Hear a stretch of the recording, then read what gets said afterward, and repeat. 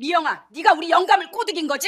70년을 지켜온 우리 가문의 전통을 하루아침에 없애자는 거야? 어머님, 아버님의 유언을 존중해야 하는 거 아닌가요? 아버님 유언에 따라 불교식 장례를 치르겠습니다. 그리고 앞으로 조상 제사도 지내지 않겠어요. 경기도 수원의 한 장례식장. 15년간 시아버지를 극진히 모신 효부로 소문난 며느리. 김미영이 충격적인 선언을 했습니다. 시어머니와 시누이들은 귀를 의심했죠. 70년을 지켜온 가문의 전통을 하루아침에 없애겠다니. 미영아, 내가 우리 아버지를 꼬드긴 거지? 평생 제사 지내며 살아오신 분이 갑자기 왜 그런 말씀을 하셨겠어? 하지만 미영에게는 아무도 모르는 비밀이 있었습니다. 시아버지가 남긴 편지와 충격적인 유언장의 내용, 그리고 시댁 가족들의 숨겨진 민낯이 드러나면서 벌어지는 반전의 연속. 과연 이 갈등의 끝은 어떻게 될까요? 영상 시청 전 구독과 좋아요 눌러주세요. 영상을 제작하는데 큰 힘이 됩니다. 경기도 수원시의 한적한 골목길, 전통 한옥들이 빼곡히 들어선 이곳에서 15년째 요양보호사로 일하며 시아버지를 극진히 모셔온 며느리가 있었습니다. 김미영은 새벽 5시면 어김없이 일어나 시아버지 박종수 씨의 아침 약을 준비하고 죽을 끓였죠. 동네 사람들은 모두 미영을 효부라고 칭찬했습니다. 친딸보다도 더 극진하게 모신다고요. 박종수 씨는 올해 82살, 평생을 유교적 가치관으로 살아온 전통적인 아버지였습니다. 제사와 조상 숭배를 무엇보다 중요하게 여기는 분이었죠. 미영은 매일 아침 시아버지께 인사를 드리고 하루 일과를 시작했습니다. 오늘도 언제나처럼 아침을 준비하려던 찰나였어요. 시아버지, 아침 드세요. 미영이 죽그릇을 들고 방문을 열었습니다. 그런데 박종수 씨가 갑자기 가슴을 움켜쥐며 침대에서 굴러떨어졌어요. 아버님, 미영이 재빠르게 달려가 시아버지를 부축했습니다. 박종수 씨의 얼굴이 새파랗게 질려 있었죠. 숨소리도 가빠지고 있었어요. 미영은 당황하지 않고 바로 119에 신고했습니다. 여보세요, 응급환자 발생했습니다. 수원시 팔달구 행궁동인데요. 빨리 와주세요. 전화를 끊고 심폐소생술을 시작했어요. 하나, 둘, 셋. 미영은 요양보호사 교육에서 배운 대로 정확하게 가슴 압박을 했습니다. 구급차가 도착하기까지 10분이 걸렸어요. 구급대원들이 들것에 시아버지를 옮겼습니다. 보호자분이세요? 네, 며느리입니다. 미영이 구급차에 함께 탔죠. 병원까지 가는 동안 박종수 씨는 의식을 잃은 채였어요. 응급실에 도착하자 의사들이 바쁘게 움직였습니다. 심전도를 찍고 산소호흡기를 연결했죠. 하지만 30분 뒤 담당 의사가 나왔습니다. 죄송합니다. 심장마비로 돌아가셨어요. 최선을 다했지만 미영의 다리에 힘이 빠졌습니다. 그럴 리가 없어요. 아침에 죽도 드시고 약도 드셨는데요. 미영은 떨리는 손으로 시어머니에게 전화했습니다. 어머님, 아버님께서 돌아가셨어요. 심장마비셨어요. 한수님 시어머니의 비명소리가 들렸죠. 뭐라고? 우리 영감이? 어서 병원으로 오세요. 이어서 시누이들에게도 연락했어요. 영숙이한테 전화했을 때였습니다. 언니, 아버지가 어떻게 됐다고요? 영숙의 목소리에 당황이 묻어났어요. 갑자기 쓰러지셔서 병원에 왔는데 돌아가셨어. 빨리 와. 영희에게도 같은 소식을 전했죠. 너무 갑작스러운 일이라 모두들 믿기 어려워했어요. 1시간 뒤 가족들이 하나둘 병원에 도착했습니다. 시어머니는 영안실에서 오열했고 시누이들도 눈물을 흘렸어요. 영감아. 시어머니가 시아버지의 손을 잡고 흔들어댔죠. 대답해봐. 왜 말이 없어? 영숙이 어머니를 부축했습니다. 어머니, 정신 차리세요. 이제 장례 준비를 해야 해요. 영희도 눈물을 닦으며 말했어요. 맞아요. 아버지를 편안히 보내드려야죠. 장례식장으로 이동해 빈소를 차리고 조문객들을 맞을 준비를 해야 했습니다. 그런데 영안실에서 나오는 길에 미영이 입을 열었어요. 가족 여러분께 말씀드릴 게 있어요. 아버님 유언에 따라 불교식 장례를 치르겠습니다. 시댁 식구들은 걸음을 멈췄어요. 뭐라고요? 영숙이 되물었습니다. 미영은 다시 한번 또박또박 말했습니다. 아버님께서 불교식으로 장례를 치르라고 하셨어요. 그리고 앞으로 조상제사도 지내지 않겠다고 하셨고요. 복도가 순식간에 조용해졌습니다. 지나가던 간병인들도 고개를 돌려 이쪽을 쳐다봤어요. 시어머니가 벌떡 몸을 일으켰습니다. 미영아, 지금 뭔 소리를 하는 거니? 70년을 지켜온 우리 가문의 전통을 하루아침에 없애자는 거야? 목소리가 복도 전체에 울렸죠. 미영은 담담했어요. 어머님, 아버님께서 작년부터 불교에 귀의하셨어요. 저도 함께 절에 다니며 불교 신도가 되었고요. 영희가 소리쳤습니다. 그럴 리 없어요. 아버지는 평생 유교 집안의 가장이셨는데요. 제사를 빼먹은 적이 한 번도 없으셨잖아요. 미영이 고개를 끄덕였어요. 맞아요. 하지만 말년에 마음을 바꾸셨어요. 불교의 가르침을 통해 진정한 평안을 찾으셨다고 하시더라고요. 매주 토요일마다 저와 함께 절에 가서 법문을 들으셨어요. 영숙이 화를 냈습니다. 언니가 아버지를 꼬드긴 거 아니야? 평생 제사 지내며 살아오신 분이 갑자기 왜 그런 말씀을 하셨겠어? 그것도 우리한테는 한마디 말씀도 안 하시고. 미영은 흔들리지 않았어요. 꼬드긴 게 아니에요. 아버님께서 직접 결정하신 일이에요. 시어머니가 손사래를 쳤습니다. 그럴 리가 없어. 우리 영감이 그럴 사람이 아니야. 미영아, 내가 잘못 알아들은 거야. 아니면 정신이 안 좋아지셔서 하신 말씀이거나. 미영이 잠깐 망설이더니 말했어요. 어머님, 아버님께서 직접 쓰신 편지가 있어요. 나중에 보여드릴게요. 분명히 써놓으셨어요. 불교식 장례와 제사 금지에 대해서요. 영희가 눈을 크게 뜨며 물었어요. 편지요? 정말 아버지가 쓰신 거예요? 병원 로비로 이동하는 동안 분위기는 무거웠습니다. 장례식장 직원이 마중을 나왔어요. 박종수 선생님 유가족분들이시죠? 안내해드리겠습니다. 빈소는 3층 대형홀로 준비했고요. 그런데 미영이 직원을 붙잡았습니다. 잠깐만요. 불교식 장례로 변경해주세요. 직원이 당황했어요. 예, 불교식으로요? 그럼 제단 설치부터 다시 해야 하는데요. 시어머니가 끼어들었습니다. 아니야, 원래대로 해. 전통 방식으로. 미영이 단호하게 말했어요. 고인의 유언이니까 불교식으로 해주세요. 조문객들이 하나둘 도착하기 시작했습니다. 동네 부녀회장 이정자 씨도 왔어요. 바깥에 무슨 일이 있었나 싶어서요. 평소 화목한 가정으로 소문난 집인데 분위기가 심상치 않았거든요. 시댁 식구들이 구석에서 수군거리며 뭔가 격렬하게 논의하고 있었어요. 이정자 씨가 미영에게 다가갔습니다. 미영아, 무슨 일이야? 얼굴이 왜 그렇게 굳어 있어? 가족들하고 무슨 일 있었니? 미영이 한숨을 쉬었어요.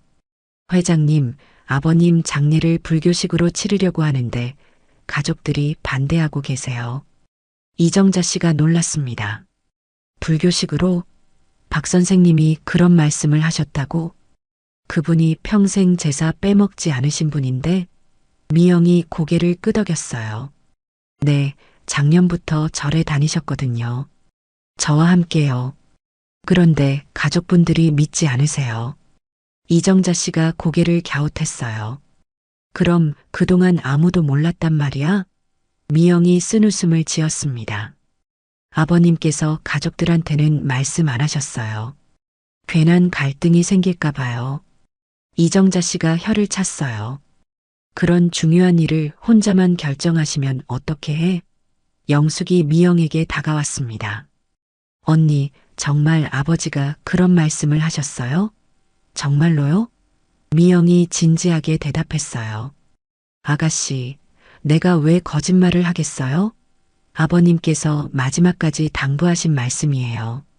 영희가 눈물을 닦으며 끼어들었어요. 그래도 우리 가문의 전통이 있잖아요. 대대로 지켜온 제사를 그냥 없앨 수는 없어요. 미영이 단호했습니다. 전통도 중요하지만 돌아가신 분의 유언이 더 중요하지 않을까요? 시어머니가 벌컥 화를 냈어요. 미영아, 내가 우리 영감을 꼬드긴 거지? 평생 조상을 모시며 살아온 사람이 갑자기 왜 그런 말을 해? 미영의 눈에 눈물이 맺혔습니다. 어머님, 15년 동안 아버님을 모시면서 제가 언제 잘못한 적 있었나요? 하루도 빠짐없이 모셨는데 왜 그런 말씀을 하세요? 시어머니가 말했어요. 그러니까 더 이상해. 그토록 순종적이던 내가 왜 갑자기 이런 말을 하는지 모르겠어. 미영이 조용히 말했습니다. 순종이 아니라 아버님의 진심을 이해했기 때문이에요. 아버님께서 불교를 통해 얼마나 평안해 하셨는지 어머님도 아셨으면 좋겠어요. 영숙이 목소리를 높였어요. 언니, 그런 중요한 결정을 아버지 혼자 내리실 리가 없어요. 분명 언니가 영향을 준 거예요. 장례식장 밖으로 소식이 퍼져나갔습니다. 박가 며느리가 시아버지 장례를 불교식으로 치르겠다고 한다더라. 조상 제사도 안 지내겠다더라. 동네 사람들이 모여서 수군거렸어요. 평소 그렇게 효성스럽던 며느리가 왜 갑자기 그런 결정을 내렸을까? 뭔가 사연이 있을 것 같은데. 부녀의 총무 최순희 씨가 말했습니다. 그 집 며느리 원래 착하기로 소문났잖아. 15년 동안 시아버지 극진히 모셨는데 갑자기 왜 그러는 거야? 이정자 회장이 고개를 저었어요. 모르겠어. 뭔가 속사정이 있을 거야. 빈소에는 조문객들이 계속 찾아왔습니다. 동네 경로당 회장인 김만수 어르신도 오셨어요. 박 선생하고 친하게 지냈거든요. 그런데 분위기가 이상했어요. 시댁 식구들이 구석에서 웅성거리고 있었죠. 김만수 어르신이 미영에게 물었습니다. 며느리, 무슨 일이야? 왜 다들 그렇게 심각해? 미영이 설명했어요. 할아버지, 아버님께서 불교식 장례를 원하셨는데 가족들이 반대하고 계세요. 김만수 어르신이 놀랐습니다. 박 선생이? 그분이 불교식이라고? 정말 그런 말씀을 하셨어? 네, 작년부터 저와 함께 절에 다니셨어요. 시어머니가 김만수 어르신에게 다가왔습니다. 만수 형님, 우리 며느리가 이상한 소리를 해요. 영감이 불교도가 됐다면서 제사도 안 지내겠다고 하네요. 김만수 어르신이 고개를 갸웃했어요. 그런 얘기는 못 들었는데 박 선생이 그런 말씀을 하셨다고? 미영이 대답했어요. 네, 할아버지. 아버님께서 분명히 말씀하셨어요. 불교의 가르침이 마음을 편안하게 해준다고요. 김만수 어르신이 생각에 잠겼습니다. 그럴 수도 있겠네. 요즘 나이 드신 분들이 종교에 관심 가지시는 경우가 많으니까. 영희가 울먹였습니다. 할아버지, 그래도 우리 집안 대대로 내려온 전통이 있잖아요. 제사 안 지내면 조상님들이 뭐라고 하실까요? 김만수 어르신이 말했어요. 그것도 맞는 말이지. 하지만 돌아가신 분의 유언도 무시할 수는 없는 거 아닌가? 시어머니가 펄쩍 뛰었어요. 형님까지 그런 말씀을 하시면 어떻게 해요? 우리 영감이 정신 멀쩡할 때 그런 말을 했겠어요? 분명 며느리가 꼬드긴 거예요. 미영이 억울했습니다. 어머님, 제가 언제 그런 일을 했나요? 아버님께서 스스로 결정하신 거예요. 조문객 중에 시아버지의 친구인 최진구 할아버지도 왔습니다. 박 형이 갑자기 돌아가셨다니까 믿어지지가 않네. 어제까지만 해도 정정하셨는데. 미영이 인사했어요. 할아버지, 와주셔서 감사합니다. 최진구 할아버지가 미영의 손을 잡았습니다. 고생 많았어, 며느리. 박형이 항상 내 얘기만 했어. 친딸보다 더 잘한다고. 그런데 지금 무슨 일이야? 분위기가 어수선하네. 미영이 상황을 설명했어요. 아버님께서 불교식 장례를 원하셨는데 가족들이 반대하고 계세요. 최진구 할아버지가 잠깐 생각하더니 말했습니다. 아, 그 얘기구나. 박형이 나한테도 말한 적 있어. 요즘 절에 다닌다고. 시댁 식구들이 일제히 돌아봤어요. 정말요? 아버지가 할아버지한테도 그런 말씀을 하셨어요? 최진구 할아버지가 고개를 끄덕였습니다. 그럼 작년 가을쯤이었나? 마음이 편해진다고 하더라고. 며느리랑 같이 법문도 듣는다고 했어. 시어머니가 믿을 수 없다는 표정이었어요. 그럼 왜 우리한테는 말 안 했을까요? 최진구 할아버지가 씁쓸하게 웃었습니다. 아마 반대할까봐 그랬을 거야. 영숙이 따져 물었습니다. 할아버지, 정말 아버지가 그런 말씀을 하셨어요? 확실해요? 최진구 할아버지가 단호하게 답했어요. 물론이지. 박형이 거짓말할 사람이야? 오히려 너무 진지해서 걱정될 정도였어. 불교 공부도 열심히 하신다고 하더라고. 영희가 당황했습니다. 그럼 정말 아버지가 제사도 지내지 말라고 하신 거예요? 미영이 대답했어요. 그래, 영희야. 아버님께서 분명히 말씀하셨어. 제사보다는 마음으로 기리는 게 낫다고. 이때 부녀의 사람들이 웅성거리며 들어왔습니다. 총무 최순희 씨가 말했어요. 미영아, 소문 들었는데 정말 불교식으로 장례 치른다는 거야? 미영이 고개를 끄덕였어요. 네, 아버님 유언이세요. 최순희 씨가 혀를 찼습니다. 그럼 제사는 어떻게 하려고? 집안 대대로 내려오는 전통인데. 미영이 담담하게 말했어요. 제사는 지내지 않을 예정이에요. 대신 불교식 추모 의식을 할 거예요. 부녀의 사람들이 수군거렸습니다. 이런 일이 다 있네. 평생 제사 지내던 집에서 갑자기 불교식이라니. 시어머니가 참지 못하고 소리쳤습니다. 안 돼. 절대 안 돼. 70년을 지켜온 우리 가문의 전통을 하루아침에 없앨 수는 없어. 빈소안이 순식간에 조용해졌어요. 조문객들이 모두 이쪽을 쳐다봤죠. 미영이 조용히 말했습니다. 어머님, 목소리를 낮춰주세요. 아버님 빈소인데요. 시어머니가 더욱 화를 냈어요. 빈소라니, 우리 영감 빈소가 맞기나 해? 불교식이면 빈소가 아니라 뭐야? 미영이 참으며 답했어요. 똑같은 빈소예요. 다만 의식이 조금 다를 뿐이에요. 영숙이 끼어들었습니다. 언니, 정말 고집 부리지 말아요. 아버지 뜻이라고 해도 가족 모두가 반대하잖아요. 장례를 치른 후 일주일이 지났습니다. 첫 번째 기제사가 다가오고 있었어요. 시어머니는 며느리의 말에 상관없이 전통 제사상을 차리겠다고 고집했습니다. 미영이 시댁에 갔을 때 이미 제사 준비가 한창이었어요. 어머님, 뭘 하고 계세요? 시어머니가 대답했습니다. 제사 준비하고 있어. 우리 영감 기제사 지내야지. 미영이 말했어요. 어머님, 아버님께서 제사 지내지 말라고 하셨잖아요. 시어머니가 손사래를 쳤습니다. 그런 소리 하지 마. 죽은 사람 말이 무슨 소용이야? 산 사람이 정해야지. 미영은 정중하지만 단호하게 거부했습니다. 어머님, 제사상은 차리지 마세요. 대신 간단한 불교식 추모 의식을 하면 안 될까요? 시어머니가 벌컥 화를 냈어요. 추모 의식이 뭐야?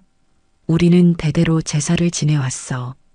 너 하나 때문에 전통을 바꿀 수는 없어. 미영이 차분하게 말했습니다. 어머님, 저 하나 때문이 아니라 아버님 유언 때문이에요. 시어머니가 소리쳤습니다. 유언하지 마. 그런 유언 인정 안 해. 영숙이 시댁에 도착했습니다. 어머니, 제사 준비 다 됐어요? 미영을 보더니 인상을 찌푸렸어요. 언니도 왔네. 혹시 또 제사 지내지 말자고 할 건 아니죠? 미영이 대답했어요. 아가씨, 아버님 뜻을 존중해야 하는 거 아니에요? 영숙이 비웃었습니다. 아버지 뜻? 언니가 만든 얘기 아니었어요? 정말 아버지가 그런 말씀을 했다면 왜 우리한테는 한마디도 안 하셨을까요? 미영이 답답해했어요. 가족들이 반대할까봐 그러셨다니까요. 영숙이 코웃음 쳤습니다. 그럼 언니는 왜 말씀하셨어요? 다른 의도가 있는 거 아니에요? 영희도 도착했습니다. 언니들 무슨 얘기를 그렇게 크게 해요? 영숙이 설명했어요. 큰언니가 또 제사 지내지 말자고 해. 영희가 미영을 보며 말했습니다. 언니 정말 그래요? 아버지 제사를 안 지내겠다고요? 미영이 고개를 끄덕였어요. 아버님께서 분명히 말씀하셨어. 제사보다는 마음으로 기리라고. 영희가 눈물을 글썽였습니다. 큰언니, 그래도 우리가 살아온 방식이 있잖아요. 갑자기 다 바꿀 수는 없어요. 시어머니가 부엌에서 나왔습니다. 미영아, 내가 아무리 그래도 오늘은 제사를 지낼 거야. 우리 영감 혼자 두면 안 되잖아. 미영이 단호하게 말했어요. 어머님, 아버님께서 원하지 않으세요. 강제로 하시면 안 돼요. 영숙이 끼어들었습니다. 언니, 도대체 뭐가 목적이에요? 아버지 재산이라도 노리는 건가요? 미영이 깜짝 놀랐어요. 뭐라고요? 재산? 나한테 무슨 재산이 필요해요? 영숙이 계속 따졌습니다. 그럼 왜 이렇게 고집을 부려요? 분명 다른 이유가 있을 거예요. 미영이 화가 났습니다. 아가씨, 너무하는 거 아니에요? 15년 동안 아버님을 모시면서 내가 언제 재산 타령한 적 있나요? 영숙이 비꼬았어요. 그러게요. 그런 언니가 왜 갑자기 이상한 소리를 하는지 모르겠네요. 영희가 중재했습니다. 언니들 싸우지 말아요. 아버지 기재사인데. 하지만 미영이 참지 못했어요. 아가씨, 나를 뭘로 보는 거예요? 재산을 노린다고? 영희가 당황했습니다. 두 사람 다 그만해요. 그런 뜻으로 한 말이 아니에요. 결국 제사 당일이 되었습니다. 시어머니와 시누이들은 강제로 제사상을 차렸어요. 제사 음식들이 상 위에 올라가고 있었죠. 미영이 시댁에 도착했을 때 이미 준비가 끝나 있었습니다. 어머님, 제사상을 왜 차리셨어요? 시어머니가 말했어요. 우리 영감 제사 지내야지. 내가 뭐라고 해도 할 거야. 미영이 제사상 앞으로 다가갔습니다. 이건 아버님이 원하시는 게 아니에요. 시어머니가 미영을 밀어냈어요. 비켜. 내가 왜 나서? 미영이 제사상을 치우려고 했습니다. 어머님, 이 상은 치워야 해요. 시어머니가 소리쳤어요. 손대지 마. 영숙이 달려와서 미영을 붙잡았습니다. 언니, 뭐 하는 거예요? 미영이 말했어요. 아버님 뜻을 거스르는 일은 할 수 없어요.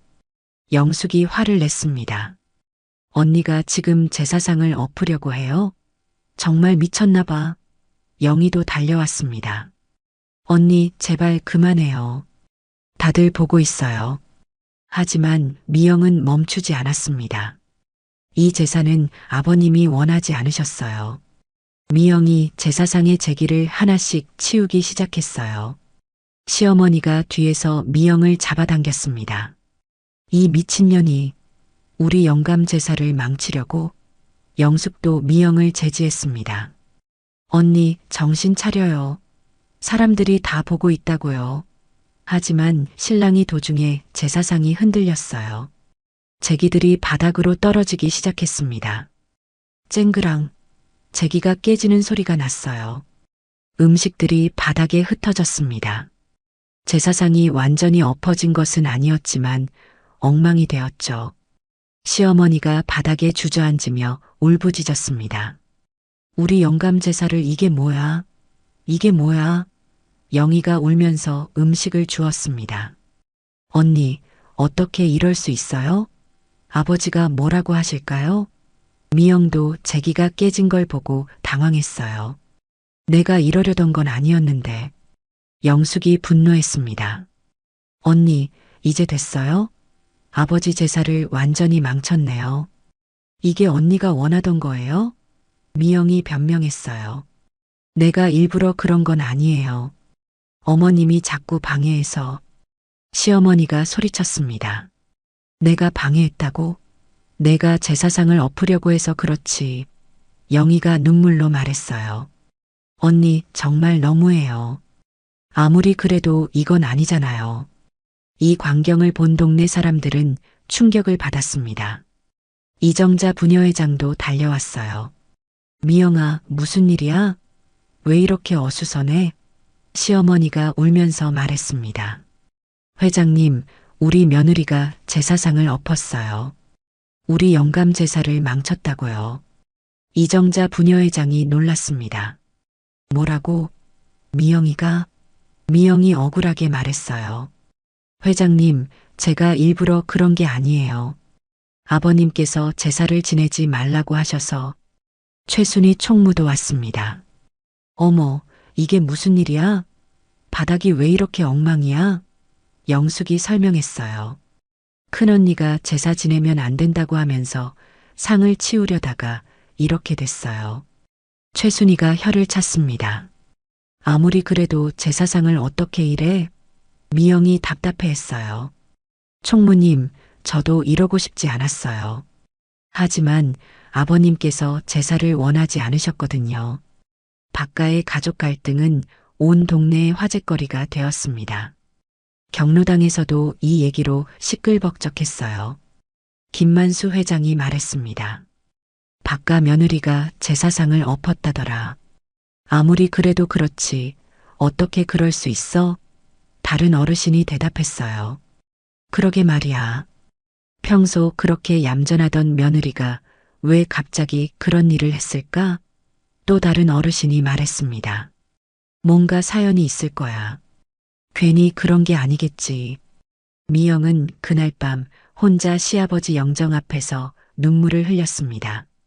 아버님, 제가 잘못했나요?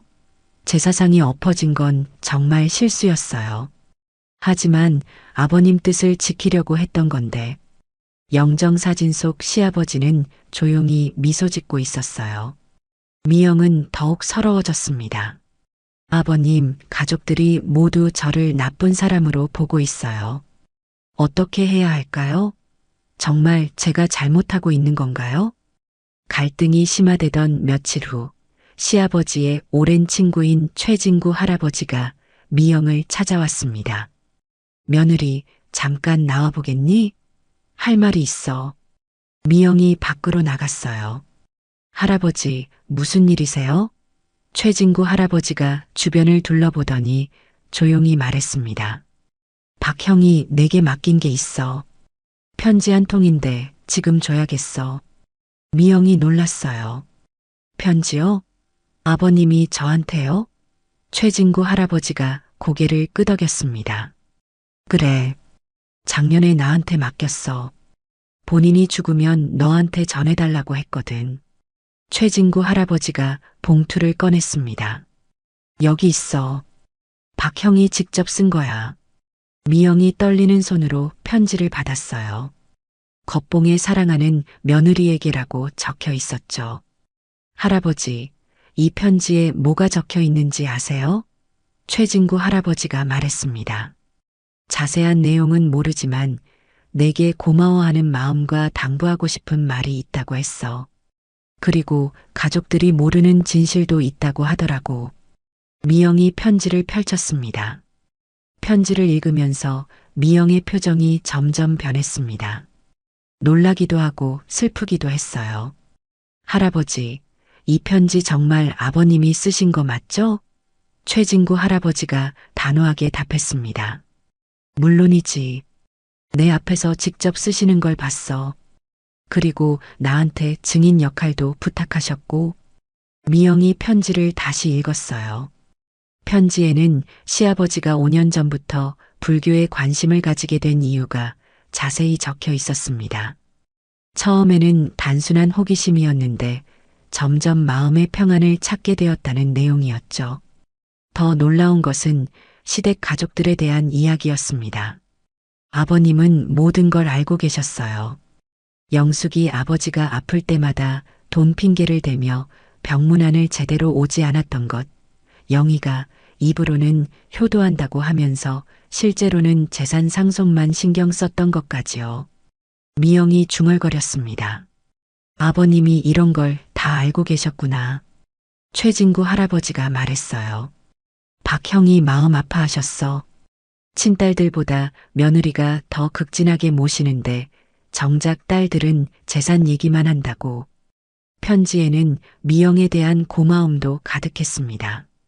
15년 동안 친딸보다도 더 극진하게 모셔준 것, 밤낮 없이 간병해준 것, 병원비와 약값까지 대신 내준 것들이 자세히 적혀 있었어요.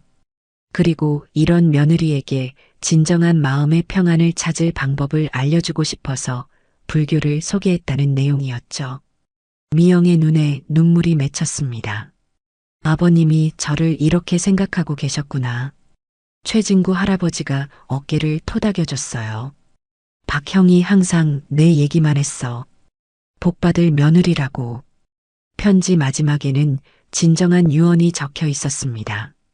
불교식 장례와 제사 금지는 물론이고 가족들이 미영을 괴롭히지 말아달라는 당부도 있었어요. 그리고 놀라운 내용이 하나 더 있었습니다. 공증받은 유언장이 따로 있다는 것이었죠. 미영이 물었어요. 할아버지, 공증받은 유언장도 있다고 하는데 어디에 있는지 아세요? 최진구 할아버지가 대답했습니다. 박형이 법무사 사무소에 맡겼어. 주소도 편지에 적혀 있을 거야. 최진구 할아버지는 증인으로서 이 모든 것이 사실임을 확인해 주었습니다. 며느리, 나는 박형이 얼마나 깊이 불교를 이해하고 있었는지도 알고 있어. 매주 토요일마다 너랑 같이 절에 가는 것도 봤고 불교 경전도 열심히 읽으시더라고.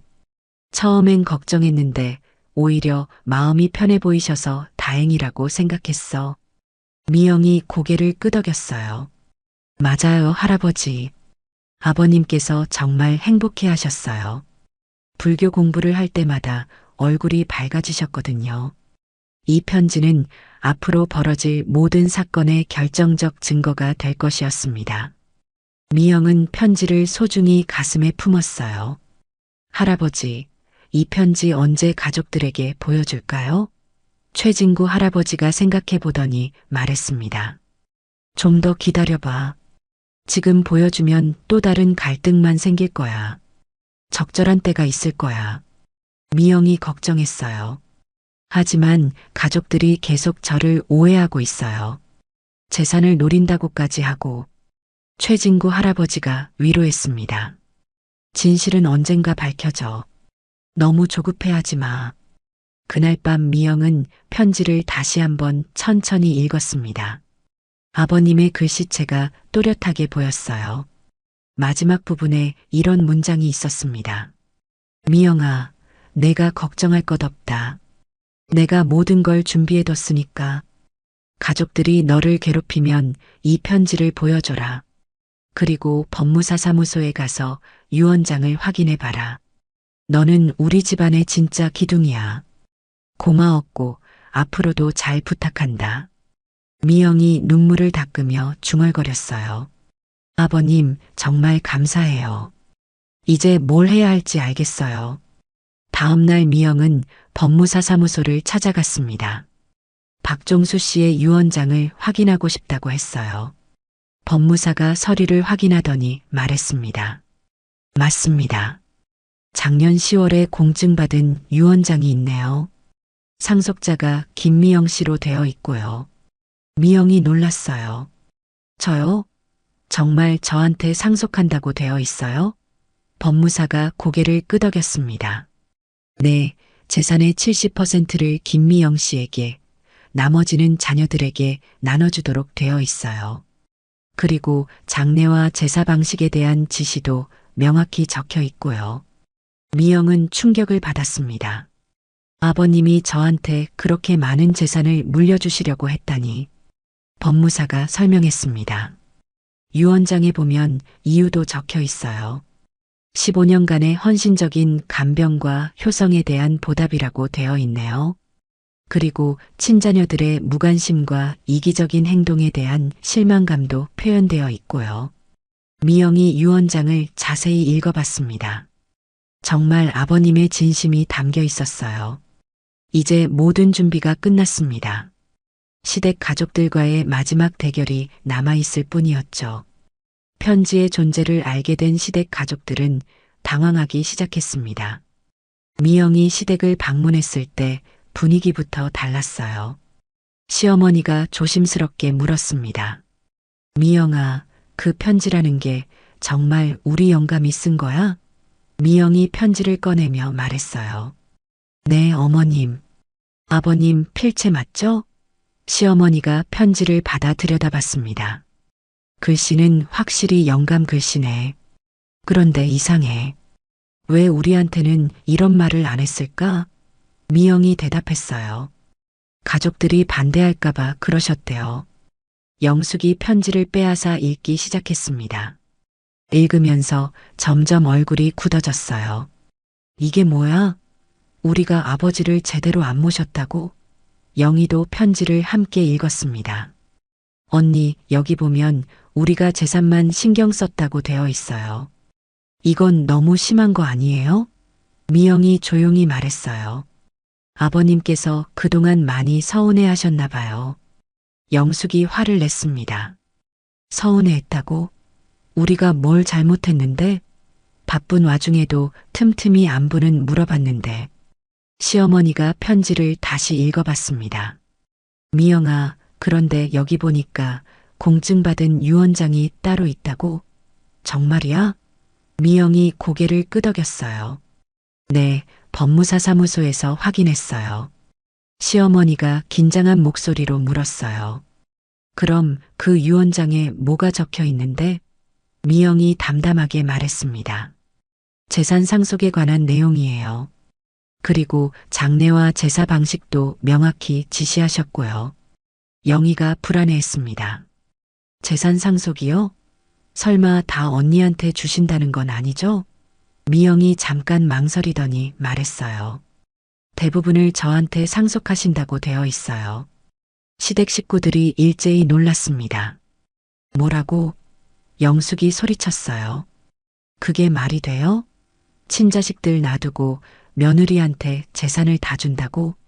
미영이 설명했어요. 다 주시는 건 아니고 70%예요. 나머지 30%는 자녀분들이 나눠 가지시고요. 시어머니가 주저앉았습니다. 세상에, 우리 영감이 그런 결정을 했다니. 영희가 울기 시작했습니다. 아버지가 우리를 그렇게 생각하고 계셨다니. 너무 충격이에요. 영숙이 분개했습니다. 이상해요. 뭔가 이상해. 아버지가 정상적인 상태에서 그런 유언장을 쓰셨을 리가 없어요. 분명 언니가 뭔가 했을 거예요. 미영이 억울했어요. 아가씨, 또 그 소리예요? 내가 뭘 어떻게 했다는 거예요? 영숙이 따져 물었습니다. 그럼 설명해봐요. 왜 아버지가 갑자기 그런 결정을 하셨는지. 이때 최진구 할아버지가 찾아왔습니다. 무슨 일이야? 집안이 왜 이렇게 어수선해? 시어머니가 상황을 설명했어요. 할아버지, 우리 영감이 며느리한테 재산을 대부분 물려준다는 유언장을 썼다네요. 믿어져요? 최진구 할아버지가 놀라는 척하며 말했습니다. 아, 그 얘기구나. 박 형이 나한테도 말한 적 있어. 시댁 식구들이 모두 그쪽을 쳐다봤어요. 정말요? 아버지가 할아버지한테도 그런 말씀을 하셨어요? 최진구 할아버지가 고개를 끄덕였습니다. 그럼 며느리가 얼마나 극진하게 모시는지 항상 고마워하셨어. 그리고 딸들은 재산 얘기만 한다고 섭섭해 하시기도 했고, 영숙이 펄쩍 뛰었어요. 할아버지, 저희가 언제 재산 얘기만 했어요? 최진구 할아버지가 직설적으로 말했습니다. 영수가 내가 작년에 아버지 아플 때 병원에 와서 뭐라고 했는지 기억 안 나? 아버지 깨어나시면 재산 정리해야 한다고 했잖아. 영희도 당황했습니다. 할아버지, 저도 그런 말 한 적 있나요? 최진구 할아버지가 씁쓸하게 웃었어요. 영희야, 너도 마찬가지야. 아버지 입원해 계실 때 상속세 걱정부터 했잖아. 박 형이 얼마나 마음 아파하셨는지 알아? 시어머니가 변명했습니다. 그건 현실적인 걱정을 한 거였어요. 나쁜 뜻이 아니었는데. 최진구 할아버지가 고개를 저었어요. 그래도 아픈 아버지 앞에서 그런 말을 할 일은 아니었지. 더욱 충격적인 사실이 밝혀졌습니다. 동네 부녀회장 이정자 씨가 나타났어요. 미영아, 소문 들었는데 무슨 일이야? 시어머니가 하소연했습니다. 회장님, 우리 영감이 며느리한테 재산을 다 물려준다는 유언장을 썼다네요. 이정자 부녀회장이 놀란 척했지만 사실은 이미 알고 있었어요. 미영한테 들었거든요. 그런데 회장님이 충격적인 말을 했습니다. 그런데 말이야, 박 선생님이 중환자실에 입원하셨을 때 일이 하나 있었어. 이정자 부녀회장이 계속 말했습니다. 내가 병문안을 갔는데 복도에서 영숙이하고 영희가 큰 소리로 얘기하는 걸 들었어. 뭔가 이상한 내용이더라고. 영숙이 긴장했어요. 회장님, 무슨 얘기를 들으셨다는 거예요? 이정자 부녀회장이 심각한 표정으로 말했습니다. 아버지가 깨어나면 미영이한테 재산을 넘겨줄까봐 걱정한다고 하더라고. 그리고 차라리 의식을 회복하지 않았으면 좋겠다는 끔찍한 말도 했어. 시댁 식구들이 얼굴이 새파래졌습니다. 영희가 부인했어요. 그런 말 안 했어요. 회장님이 잘못 들으신 거예요. 이정자 부녀회장이 단호하게 말했습니다. 내가 똑똑히 들었어. 그때 얼마나 충격을 받았는지 몰라. 어떻게 딸이 그런 말을 할 수 있어? 영숙도 변명했습니다. 회장님, 그건 오해예요. 저희가 그런 뜻으로 한 말이 아니에요. 이정자 부녀회장이 혀를 찼어요. 그럼 무슨 뜻으로 한 거야? 아픈 아버지 보고 차라리 깨어나지 말라고? 이 폭로로 동네 사람들의 시선이 완전히 바뀌었습니다. 최순희 총무도 와서 말했어요. 그런 일이 있었어? 그럼 박 선생님이 그런 유언장을 쓰실 만도 하네. 딸들한테 실망하셨을 거야. 다른 동네 사람들도 하나둘 모여들었어요. 이런 소문은 빨리 퍼지거든요. 곧 온 동네가 시댁 가족들의 위선적인 모습에 대해 알게 되었죠. 미영은 더 이상 혼자가 아니었습니다. 진실이 밝혀지기 시작한 거예요. 동네 주민들과 시아버지의 오랜 친구들이 미영의 편에 서면서 상황이 역전되었습니다. 시아버지가 다니던 경로당의 회장인 김만수 어르신도 미영을 찾아왔어요. 며느리 소문 들었는데 힘들었겠어. 그런데 박 선생님이 정말 불교 공부를 열심히 하셨어? 미영이 고개를 끄덕였습니다.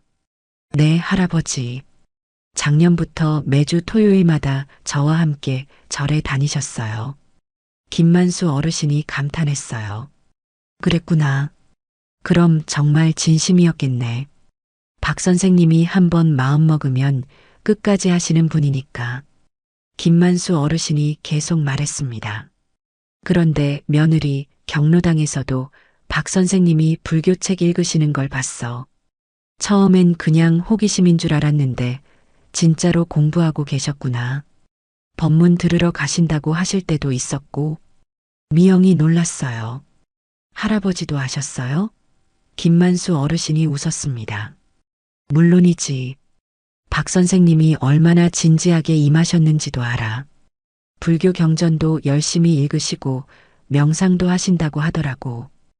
그리고 시아버지가 전통적인 제사보다는 진정한 마음으로 조상을 기리는 것이 더 중요하다고 말했던 것도 밝혀졌습니다. 김만수 어르신이 증언했어요. 작년 추석 때였나? 박 선생님이 그런 말씀을 하시더라고. 형식적인 제사보다는 마음속으로 조상을 기리는 게 더 의미 있다고. 그때는 그냥 하시는 말씀인 줄 알았는데 진심이셨구나. 미영이 눈물을 글썽였어요. 아버님께서 정말 그런 말씀을 하셨어요? 김만수 어르신이 고개를 끄덕였습니다. 그럼 제사상 차리느라 고생하지 말고 마음으로만 기리면 된다고 하시더라고. 미영은 그동안 참았던 이야기들을 털어놓기 시작했습니다. 동네 사람들이 모인 자리에서였어요. 사실 제가 15년 동안 아버님을 모시면서 정말 힘든 일이 많았어요. 시어머니가 아프실 때도 밤낮 없이 간병했고 시누이들이 명절 때마다 친정에만 가서 시댁일은 모두 제가 혼자 처리했거든요. 이정자 부녀회장이 맞장구 쳤어요. 맞아.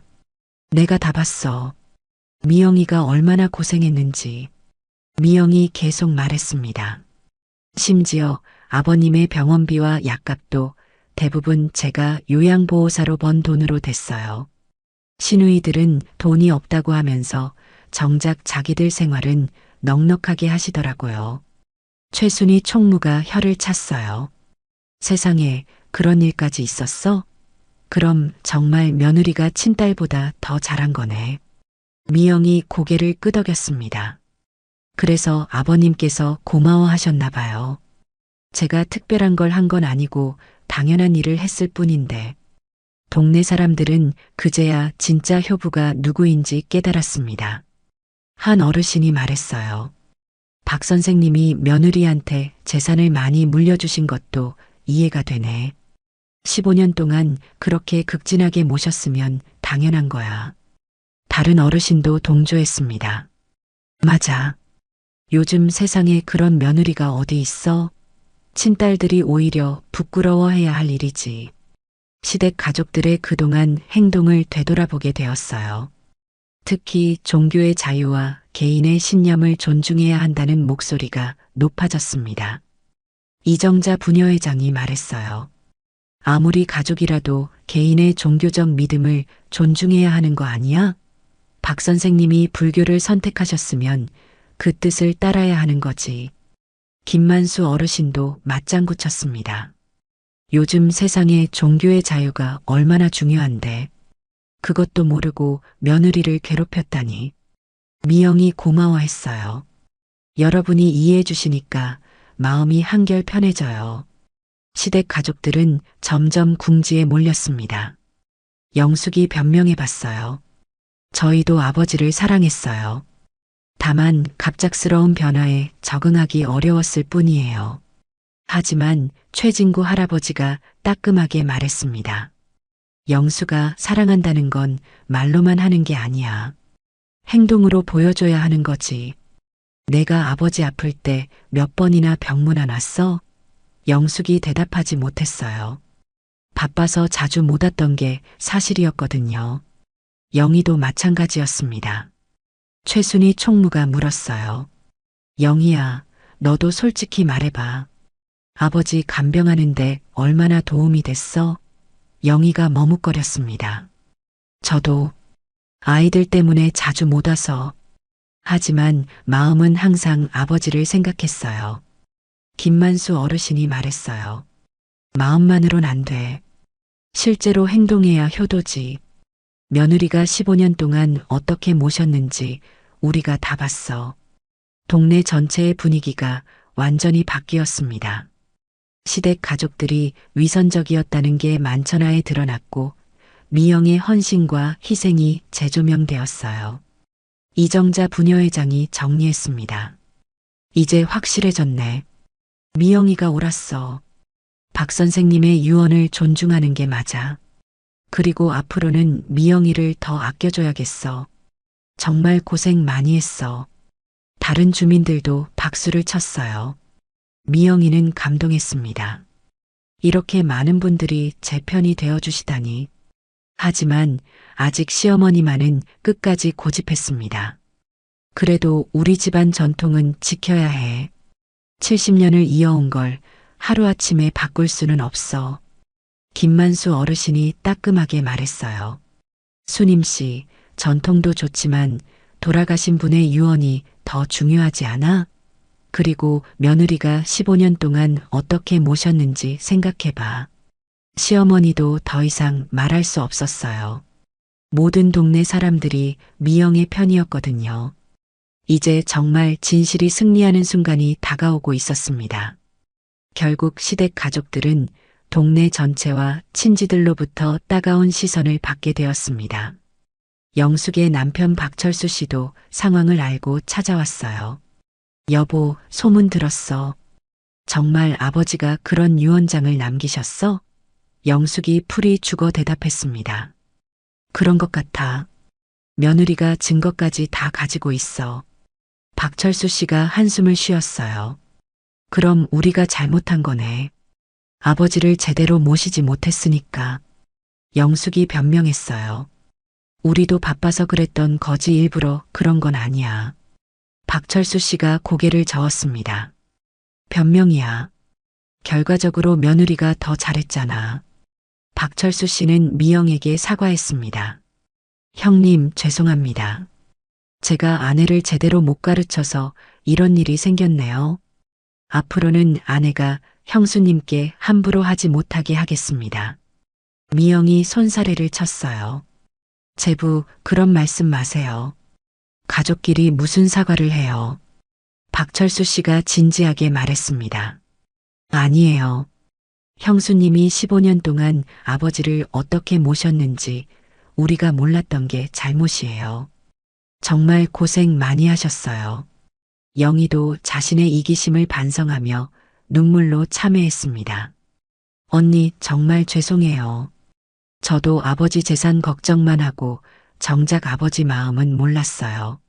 언니가 얼마나 고생했는지도 모르고 나쁜 말만 했네요. 미영이 영희의 손을 잡았어요. 아가씨, 울지 마요. 다 지난 일이에요. 이제 우리 화해해요. 영희가 더욱 울었습니다. 언니가 이렇게 너그럽게 용서해 주시니까 더 미안해요. 앞으로는 정말 잘할게요. 시어머니 한수님 씨만이 끝까지 고집을 부렸습니다. 그래도 난 인정할 수 없어. 우리 집안 전통을 그냥 포기할 순 없다고. 이때 시아버지가 다니던 절의 주지스님이 직접 방문했습니다. 안녕하세요. 박종수 거사의 가족분들이시죠? 저는 불광사 주지 혜정 스님입니다. 시댁 가족들이 모두 놀랐어요. 스님이 직접 오셨다니. 혜정 스님이 말씀하셨어요. 박 거사님 장례식에 참석하지 못해서 이제야 인사드리러 왔습니다. 혜정 스님이 시아버지에 대해 증언했습니다. 박 거사님은 정말 독실한 불교도셨어요. 매주 토요일마다 며느리분과 함께 법문을 들으러 오셨죠. 처음에는 호기심으로 시작하셨지만 점점 깊이 이해하게 되시더라고요. 불경 공부도 열심히 하셨고 명상도 꾸준히 하셨어요. 시어머니가 물었습니다. 스님, 정말 우리 영감이 그렇게 열심히 했나요? 혜정 스님이 고개를 끄덕였어요. 네, 정말 진심이셨어요. 며느리분과 함께 오실 때마다 얼마나 행복해 하시던지요.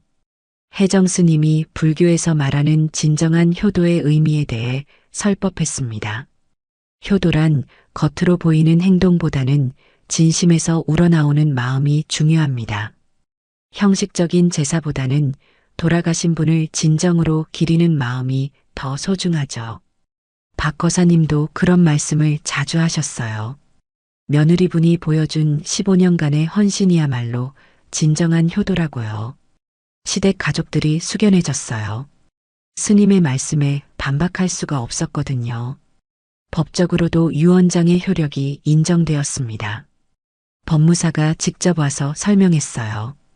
박종수 씨의 유언장은 모든 법적 요건을 갖추고 있습니다.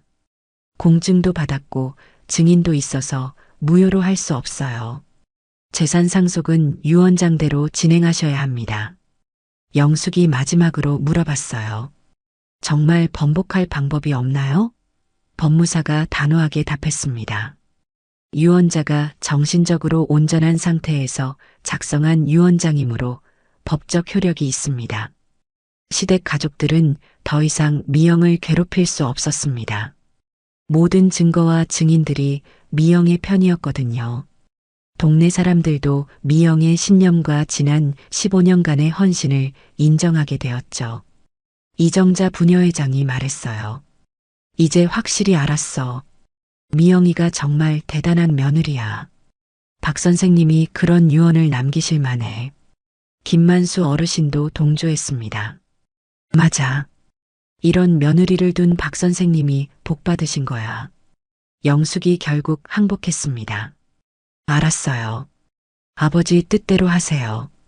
더 이상 반대하지 않을게요. 저도 그동안 잘못 생각했나 봐요. 영희도 고개를 숙였어요. 저도 마찬가지예요. 큰언니를 의심하고 나쁘게 생각한 제가 잘못했어요. 시어머니만이 마지막까지 망설였지만 결국 스님의 설법과 동네 어른들의 설득에 마음을 돌렸어요. 미영아, 내가 너무 고집을 부렸나 보다. 앞으로는 내 뜻을 존중할게. 정의가 승리한 순간이었습니다. 미영의 15년간 헌신이 인정받았고 시아버지의 진정한 유언도 존중받게 되었어요. 무엇보다 종교의 자유와 개인의 신념이 보호받는 결과였죠. 혜정 스님이 마지막으로 말씀하셨어요. 이제 진정한 화해가 시작됩니다. 서로 미워하지 말고 박 거사님의 뜻을 받들어 평화롭게 지내시길 바랍니다. 모든 갈등이 해결되는 순간 미영의 눈에 기쁨의 눈물이 맺혔습니다. 아버님, 이제 편히 쉬세요. 시간이 흐르면서 시댁 가족들은 진정으로 반성하게 되었습니다. 가장 먼저 마음을 연 것은 영이었어요. 어느 날 미영을 찾아와서 말했습니다. 언니, 그동안 정말 죄송했어요. 제가 너무 이기적이었어요. 아버지 마음도 몰랐고 언니가 얼마나 고생했는지도 몰랐네요. 미영이 영희의 손을 잡았어요. 아가씨, 이제 그런 얘기하지 말아요. 우리 앞으로 잘 지내면 되는 거죠. 영희가 눈물을 닦으며 말했습니다. 언니, 앞으로는 저도 도울 일 있으면 언제든 말해요. 더 이상 언니 혼자 모든 걸 감당하게 하지 않을게요. 영숙도 며칠 후 찾아왔습니다. 처음에는 좀 어색했지만 진심으로 사과했어요. 언니, 저도 정말 미안해요. 그동안 언니를 오해하고 나쁘게 생각했어요. 아버지 재산을 노린다고까지 말했는데 정말 부끄러워요. 미영이 따뜻하게 답했습니다. 다 이해해요. 갑작스러운 일이라 당황했을 거예요. 이제 우리 다시 시작해요. 영숙이 고개를 끄덕였어요. 네, 언니. 앞으로는 정말 달라질게요. 그동안 언니한테 너무 의존만 했네요. 시어머니 한수님 씨는 가장 마지막까지 고집했지만 결국 며느리의 진심과 15년간의 헌신을 인정하며 눈물로 용서를 구했습니다. 미영아, 내가 잘못했다. 70년을 살아왔지만 이렇게 훌륭한 며느리를 제대로 알아보지 못했네. 내가 우리 영감을 얼마나 잘 모셨는지 이제야 알겠어. 미영이 시어머니를 부축하며 말했어요. 어머님, 그런 말씀 마세요. 저도 부족한 며느리였어요. 앞으로 더 잘하도록 노력할게요. 시어머니가 계속 말했습니다. 아니야, 미영아. 너만큼 좋은 며느리가 어디 있겠어? 15년 동안 친딸보다 더 극진하게 모셨는데 우리 영감이 너한테 재산을 물려주고 싶어 했던 것도 이제 이해가 돼. 당연한 일이었어. 미영이 시어머니의 손을 잡았어요. 어머님, 저는 재산 때문에 그런 게 아니었어요. 그냥 아버님을 사랑해서 그랬던 거예요. 시어머니가 더욱 눈물을 흘렸습니다. 그래서 더 고마운 거야. 우리 집안에 복이 들어온 거였어. 미영은 너그러운 마음으로 모든 것을 용서했습니다. 어머님, 영숙이 영희야. 우리 이제 정말 가족으로서 서로를 아껴나가요. 아버님께서도 그걸 원하셨을 거예요. 시댁 가족들이 모두 고개를 끄덕였어요. 영숙이 말했습니다. 언니, 정말 고마워요. 이렇게 용서해 주시니까. 저희가 정말 잘못했는데. 영희도 맞장구 쳤어요. 맞아요. 언니가 아니었으면 우리 가족 다 흩어질 뻔했어요. 첫 번째 불교식 추모의식이 거행되었을 때 시댁 가족들도 모두 참석하여 시아버지를 진심으로 기렸습니다. 혜정 스님이 집전하는 추모의식은 조용하고 평화로웠어요. 스님이 독경을 하는 동안 모든 가족들이 조용히 시아버지를 그리워했죠. 시어머니도 처음엔 어색해했지만 점점 마음이 편해지는 걸 느꼈어요. 이런 식으로 영감을 기리는 것도 나쁘지 않네. 오히려 마음이 더 평안해지는 것 같아. 동네 사람들도 이제는 미영의 선택을 존중하게 되었습니다. 이정자 부녀회장이 말했어요. 미영아, 정말 대단해. 이런 어려운 상황에서도 신념을 지켜내다니. 우리 동네의 자랑이야. 김만수 어르신도 칭찬했습니다. 박 선생님이 하늘에서 보고 계실 텐데 얼마나 뿌듯하실까? 정말 좋은 며느리를 두셨어. 최진구 할아버지도 흐뭇해했어요. 박형이 생전에 항상 자랑하던 며느리답네. 이제 모든 갈등이 해결됐으니 평안하실 거야. 미영은 계속해서 요양보호사 일을 하며 다른 어르신들을 돌보고 있습니다. 오히려 이번 일을 겪으면서 더 성숙해진 것 같았어요. 어떤 어려운 상황에서도 신념을 지켜야 한다는 걸 배웠거든요. 시아버지가 다니던 불광사에서도 봉사활동을 하고 있어요. 혜정 스님이 말씀하셨죠. 미영 보살님, 이번 일로 많은 사람들이 불교에 대해 관심을 가지게 됐어요. 종교의 자유가 얼마나 소중한지도 알게 됐고요. 시댁과의 관계도 이전보다 훨씬 좋아졌습니다. 영희는 정말로 달라져서 명절 때마다 미영을 도와주러 왔어요. 언니, 제가 할 일 있으면 뭐든 시켜요. 이제 제대로 도우고 싶어요. 영숙도 마찬가지였죠. 언니, 병원비나 생활비 필요한 거 있으면 언제든 말해요. 그동안 너무 미안했어요. 시어머니는 이제 미영을 친딸처럼 여겼어요. 우리 미영이가 최고야. 이런 며느리를 뒀으니 내가 팔자가 좋은 거지.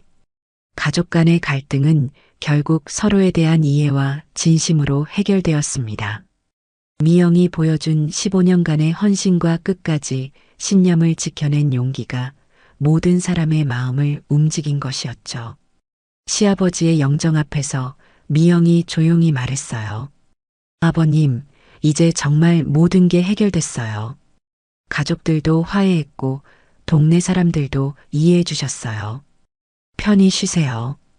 종교나 전통보다 더 중요한 것은 진정한 사랑과 효심이었습니다. 미영의 이야기는 많은 사람들에게 큰 감동과 교훈을 주었고 앞으로도 오래도록 회자될 아름다운 결말이었습니다.